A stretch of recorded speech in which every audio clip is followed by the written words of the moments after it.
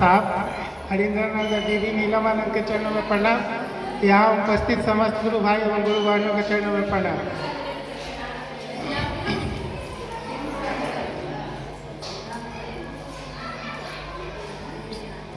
शिव हमारे गुरु हैं, आपके भी हो सकते हैं।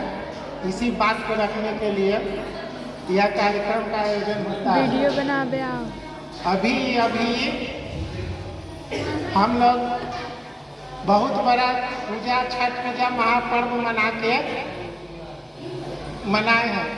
आप गौर किए होंगे कि पूजा, छठ पूजा में या कोई भी पर्व होता है तो सब जितने भी उस समाज में लोग हैं सबका मानसिकता एक हो जाता है, सबका विचार एक हो जाता है और सब मिल के पर्व मनाते हैं। अभी हाल फिलहाल अभी आप गौर करेंगे ऐसा ही हम लोग किए थे। और सेम चीज़ हम यहाँ पे शिव चर्चा में भी वही चीज़ होता है। यहाँ पे 10 लोग उपस्थित रहे, चाहे 1000 रहे, चाहे लाख रहे, सभी का मानसिकता, सभी का विचार, सभी का एक ही सब एक हो जाता है, कहीं पे कोई अंतर नहीं रहता है। तो ये हमारा एक तरह से पर्व से कम नहीं बनता है। लेकिन आदमी ने जो समझ का फेरा है, यहाँ पे आप पर्व में भी गौर कीजिएगा कि कहीं पर किसी का कोई विचार में अंतर नहीं होता। यहाँ पर भी सेम चीज़ है, सबका मानसिकता एक, सबको एक ही बात है, सबके दिमाग में किसी हमारे गुरु हो जाए, आपके भी हो जाए।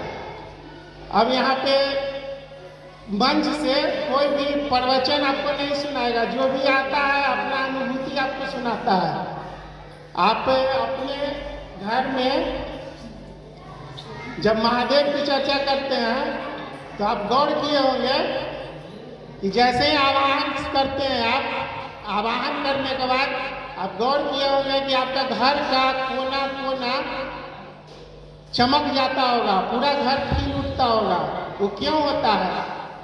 उसका एक ही कारण है कि जब आप महादेव को आवाहन किए तो गुरु के साथ साथ आपके जो भी घर के देवता है, कुल देवता है, इष्ट देवता है, सब आपके वहाँ पे मौजूद होते हैं। लेकिन हम लोग क्या है, यहाँ पे एक नया सिस्टम बना दिया है कि शिव चर्चा के नाम पे शिव चर्चा तो कर दिया, गुरु जी का आवाहन कर दिया, मगर करते वहाँ पे डांस कर देते हैं, जो कि बहुत गलत है।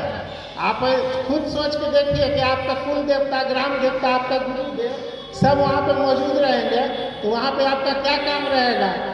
वहाँ पे चर्चा जब भी आप कराएं अपना घर पे तो एक मन से कराएं, एक बर के साथ कराएं। आप देखिए क्या चमत्कार परिणाम देता है महादेव, क्या देंगे जो आपको सोच भी नहीं सकते हैं।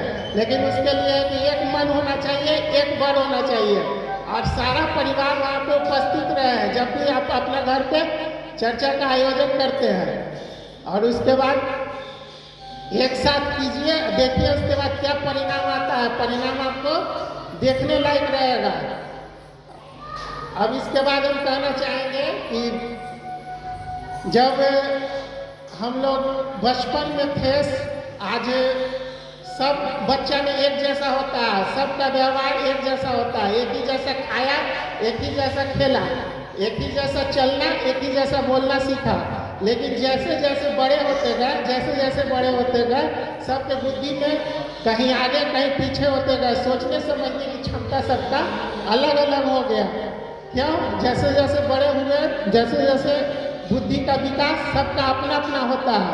प्रभु के तरफ से, महादेव के तरफ से सबको सब चीज़ बराबर मिला है, किसी को कहीं पर कोई फर्क नहीं है। आप गौर करके देखिए, धरती सबके लिए बराबर है बराबर, पानी सबके लिए बराबर है, 24 घंटा में 24 घंटा सबके लिए बराबर है, कहीं पर फर्क नहीं है। फिर भी है जो हम कहीं आगे कहीं पीछे बुद्धि के स्तर पे हो जाते हैं, सोचने समझने की क्षमता सबका अलग अलग हो जाता है जैसे जैसे बड़े होते हैं। उसके बाद एक चीज़ और नोट कीजिएगा कि बच्चा जब जन्म लेता है तो जन्म लेने के समय आप मुट्ठी बांध के आता है और जब जाने समय ऐसे हो जाता है हाथ पसारे हुए चला जाता है। तो हमारे हिसाब से मुट्ठी में मौका रहता है कुछ करने का कि आप धरती पर आए हैं तो कुछ कीजिए अपने लिए, कुछ कीजिए अपने समाज के लिए, कुछ कीजिए अपने प्रभु के लिए। ये मौका जैसे ही खत्म होता है, आप गौर करेंगे बुढ़ापा में हाथ पसारे हुए आदमी यहाँ से निकल जाता है। तो अगर अभी भी मौका आपके पास है कि आप है जो गुरु का नाम लीजिए। गुरु का जरूरत क्यों है? आज के युग में, आज के डेट में ऐसा हो गया है कि किसी का किसी पर विश्वास नहीं है। यहाँ पे आप सही गुरु खोजना संभव नहीं है। यहाँ पे महादेव को जब गुरु बनाएंगे तो वहाँ पे आपको कोई ठगने नहीं आएगा, कोई पैसे का खेल नहीं होगा, ना आप मांगिएगा ना आपको कोई देगा। लेकिन यहाँ पे है जो इस चीज़ का ध्यान रखना होगा कि हम महादेव के चेला हो जाए। उसके लिए आपको साहब का दिया हुआ 3 सूत्र है। साहब की बातें यहाँ पे बहुत से भाई लोग गुरु भाई लोग पहले कह के गए। साहब ने जो करके गया है यहाँ पर आप सोच भी नहीं सकते हैं। आप गौर कीजिएगा कि मंदिर वगैरह में कहीं कहीं जाते हैं बड़े बड़े जगह पे तो सब जगह सिर्फ पैसे का खेल होता है। मतलब कि जो अगर 500 रुपये आप दे दिए तो भगवान आपको पहले मिल जाएगा। जो छोटे छोटे गरीब लोग हैं जो मतलब जहाँ तक नहीं पहुँचना था 500 रुपया नहीं देंगे तो दिन दिन भर खड़े रह जाएंगे लाइन में। और इस साहब ने क्या किया कि वैसे छोटे छोटे लोगों तक इस बात को पहुंचा दिया, महादेव को पहुंचा दिया कि आपको जो गरीब से गरीब आदमी है जो दूर देहात गाँव में बसता है वहाँ तक इस बात को पहुंचा दिया। तो ये काम जो करके गए हैं ये काम कोई छोटा मोटा काम नहीं है। बात समझने की है। जिनको समझ में आएगा वो मानेगा, जिनको नहीं समझ में आएगा नहीं मानेगा। लेकिन महादेव को गुरु बनाने का काम साहब जो है ऐसे ऐसे गाँव देहात में पहुँचा चुके हैं जो कि वहाँ तक सवारी जाने का भी साधन नहीं था, जहाँ तक पहुँचा चुके हैं। तो साहब का नाम ऐसे नहीं लिया जा रहा, लेकिन अपना अपना मानने की बात है। अब कुछ करने की बात है तो हम भी कुछ किए हैं। पिछला 31 अक्टूबर को आपका बाजार समिति में प्रोग्राम हुआ था।